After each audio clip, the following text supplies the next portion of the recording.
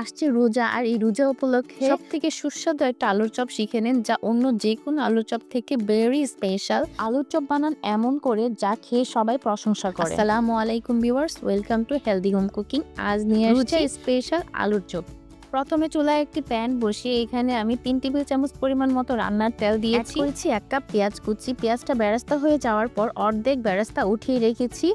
তারপর দিয়ে দিচ্ছি হাফ কাপের মতো কিমা, 1 চা চামচ করে আদা ও রসুন বাটা আর স্বাদ মতো লবণ।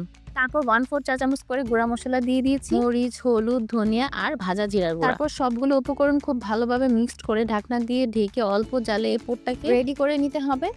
আমার পুরটা রেডি, দেখেন কত সুন্দর হয়েছে। অন্যদিকে কিছু আলু সিদ্ধ করে নিয়েছি এবং এই আলুগুলোকে খুব ভালোভাবে ম্যাশ করে নিচ্ছি। আর এই ম্যাশ করা আলুগুলোর উপর এক এক করে দিয়ে দিচ্ছি স্বাদ মতো লবণ, হাফ চা চামচ চিলি ফ্লেক্স, 2টার মতো কাঁচামরিচ কুচি, ধনেপাতা কুচি আর হচ্ছে ভাজা পেঁয়াজ বেরেস্তা। আমি যে পেঁয়াজ বেরেস্তাটা উঠিয়ে রেখেছিলাম সেটাই দিয়ে দিয়েছি। এই সবগুলো উপকরণের সাথে আলুটা খুব ভালোভাবে মিশিয়ে নিতে হবে। এখন আমি বেসনটা রেডি করব, এই জন্য একটি বাটিতে নিয়েছি বেসন, 4 চা চামচ করে মরিচ ও হলুদের গুঁড়া আর সামান্য লবণ। এটা জাস্ট কালারের জন্য আর লবণটা টেস্টের জন্য। এখন এই শুকনো উপকরণগুলোকে খুব ভালোভাবে মিক্সড করে নিচ্ছি। এরপর অ্যাড করছি পানি।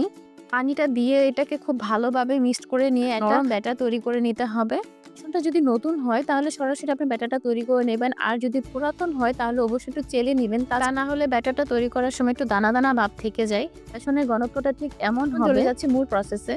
আমি যে আলুটা রেডি করে রেখেছিলাম এখান থেকে লেচি কেটে নিয়েছি এবং হাতে চেপে চেপে এটাকে গোল করে একটা ছোট রুটির মতো করে নিতে, আর এটাকে অনেকটা টুপির মতো করে বানিয়ে নিতে হবে। এবং এর মাঝ বরাবর যে পোরটা আমি রান্না করেছিলাম সেই পোরটা দিয়ে দিলাম, দিয়ে এটাকে খুব ভালোভাবে সিল করে নিতে হবে।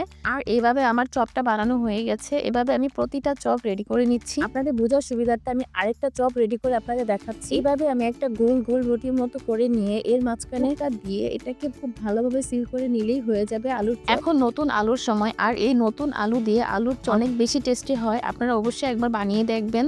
আর সামনে রোজা, আর এই রোজার সময় আশা করি নতুন আলু পাওয়া যাবে। আর সেই সময় যদি এই নতুন আলু দিয়ে ঠিক এইভাবে আলুর চপটা বানানো হয়, এটার স্বাদ অন্য যে কোনো আলুর চপের থেকে অনেক বেশি আলাদা। আমি যেটা করি, রোজার প্রথমেই কিমা দিয়ে বেশ কিছু পুর রেডি করে রেখে দিই। তারপর যেদিন আমি আলুর চপ বানাই কিছুটা পুর নিয়ে আমি এভাবে আলুর চপটা রেডি করে ফেলি। এই আলুর চপটা খুবই সুস্বাদু হয়। আর হঠাৎ করে কখনো গেস্ট আসলে দেখা যায় যে এই স্পেশাল আলুর চপটা দেওয়া যায়, সেই জন্য আমি এই পুরটা রেডি করে রেখে দিই আমার কাজটা শর্টকাট করার জন্য। আমার সবগুলো চপ রেডি, এখন এগুলোকে ভেজে নেওয়ার পালা। আর ভেজে নেওয়ার সময় আমি এটাকে কোটিং করে নেব বেসনের মধ্যে। আমি যে বেসনটা আগে রেডি করে রেখেছি, এখন একটি প্যানে পর্যাপ্ত পরিমাণ তেল নিয়েছি। তেলটা খুব ভালোভাবে গরম হতে হবে।